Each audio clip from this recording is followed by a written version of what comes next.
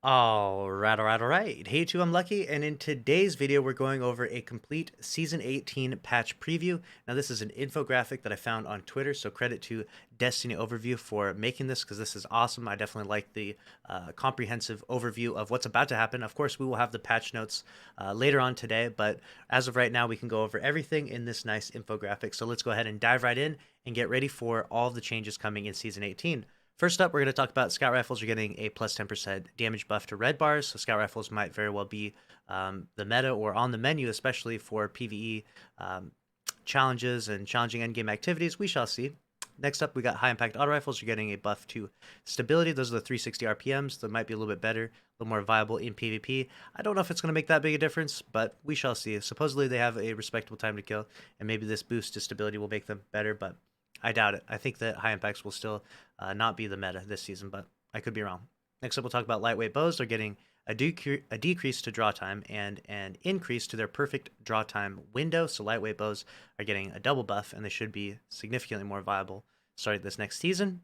Glaives, they're going to be activating with ACD feedback fence, the exotic gauntlets, necrotic grips, the exotic gauntlets, and Karnstein armlets. So Glaives are definitely going to be really, really strong, especially when used with those exotics. I think it's going to be really fun to see the synergy between Glaives and necrotic grips. We'll definitely be testing that out as soon as this patch goes live. Then we have heavy grenade launchers are getting an increase to damage versus majors and above. And that is not Parasite included, but that should definitely make heavy grenade launchers a little more viable in the current PvE meta because you don't see them being used in any situations currently, other than Parasite, of course. Next up, we'll talk about Ambitious Assassin. This is a perk that is pretty mid in some situations. It's really good, but it definitely is very lackluster, especially on primary ammo weapons. And so it's getting a buff of ammo per kill, and its overflow cap is getting a buff. So keep that in mind. But this is only to primary ammo weapons. So will this make a huge difference in the sandbox? I don't think so, especially, but it'll definitely make primary ammo weapons with Ambitious Assassin a little more viable, or at least a little more interesting. We shall see. Wellspring is getting a substantial buff, so that's nice to its cooldown.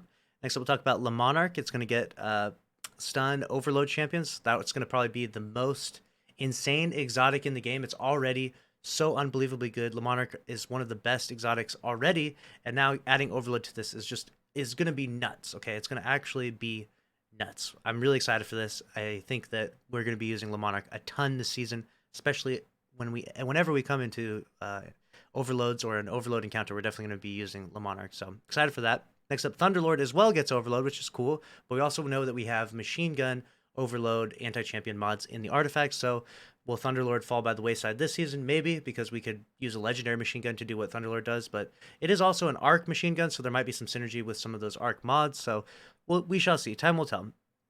Next up, we'll talk about Malfeasance. It's going to stagger unstoppable champions. So we got unstop on Malfeasance, which is nice, and then it's going to have perfect airborne effectiveness. So basically, Malfeasance will shoot as effectively on the ground as it does in the air. It'll be the first weapon to do so after the airborne effectiveness nerfs. So you have that to look forward to if you want to rock Malfeasance in PvP or in PvE for the unstoppable. Then we have the Wish Ender is getting like 4 big buffs. It's going to pierce barrier champions. Increased damage hits versus combatants, PvE damage, and draw time is getting decreased. So Wish Ender getting a huge buff, definitely good for that, because that thing was terrible. Then we have Tiku's Divination is getting a decrease to its draw time. Then we have the Legend of Acris getting Trench Barrel, which should be absolutely insane. I cannot wait to melt some raid bosses with Legend of Acris. Fighting Line getting increased to damage and reload grace time. Fighting Line is about to be a menace. Sweet Business getting an increase to airborne effectiveness. I don't know who's using Sweet Business in the air, but apparently it's getting increased airborne effectiveness. Dire Promise's Zoom is being brought up, so that way it's actually viable with the other 140 RPM hand cannons. The Mida Mini Tool is getting increased to its Zoom. Callus Mini Tool and the Drang is getting a buff to its airborne effectiveness, so you can fly around in the air with your sidearms. Next up on the nerf side of this chart, we're going over Vice Stinger. No longer reduces linear fusion rifle charge time, so a little bit of nerf, especially to Reed's Regret specifically. Next up, we'll talk about Omni is getting a nerf to its damage resistance in PvP. So it was 25%, or is currently 25%, is about to be 10%. But I still think this is going to be an absolute menace in PvP because the amount of indefinite invisibility that you can do with this is just painful. And it's going to be so strong and so good. Bungie is probably going to do a mid-season nerf because the community is going to revolt over the amount of people still using Omni even after this nerf. That's my opinion. That's my prediction. Let me know in the comments if you agree or disagree. Next up, we've got Whisper of Change. It's getting nerfed. Damage resistance in PvP should be good, should help balance things out a little bit more. Next up, we've got adjustments. All 30th anniversary weapons are getting updated perk pools, plus a new origin trait. We don't know what that new origin trait is yet, but I'm looking forward to it. Hopefully it is something good. They are currently buffing a variety of other origin traits, so I imagine they don't want to give this one a lackluster origin trait and then have to buff it later. Maybe they'll just give it a respectable origin trait right off the rip. We shall see, but that's really exciting because there's a variety of different 30th anniversary weapons that are definitely viable in PvP and PvE, and with a spicy origin trait, could be really cool, could be fun. We shall see. Lord of Wolves getting the harsh nerf with losing starting ammo PvP, release the Wolves, burst size reduced, PvP damage going down, and PvE damage is increased though, so keep that in mind. So maybe Lord of Wolves, maybe we'll release the Wolves against 1v3 against the Dregs. We shall see. Dead Man's Tale is getting a damage increase in PvP. The Catalyst activates at full stack with reduced damage and increased reload, aim assist, and range per stack. So big buffs to Dead Man's Tale, and we shall see if Dead Man's Tale will be the king of scouts once more. Collective Obligation is getting a adjustment where it's getting perk duration in PvE, perk cooldown, damage bonus with perk active in PvE. It takes less hits to charge. Kills versus debuff targets instantly charges when affected by void debuffs. So a variety of different adjustments and buffs to Collective Obligation. I think that this thing will probably be pretty good, especially when synergized with certain Void 3.0 builds. I think that's kind of the point that Bungie's getting at with this. It was the exotic that came out with the dungeon, and it has not been used very much at all, right? It hasn't been very exciting to have this thing, and so definitely, or I think it came out with the raid. My bad, came out with the raid, and it's definitely has been needing a buff for a while.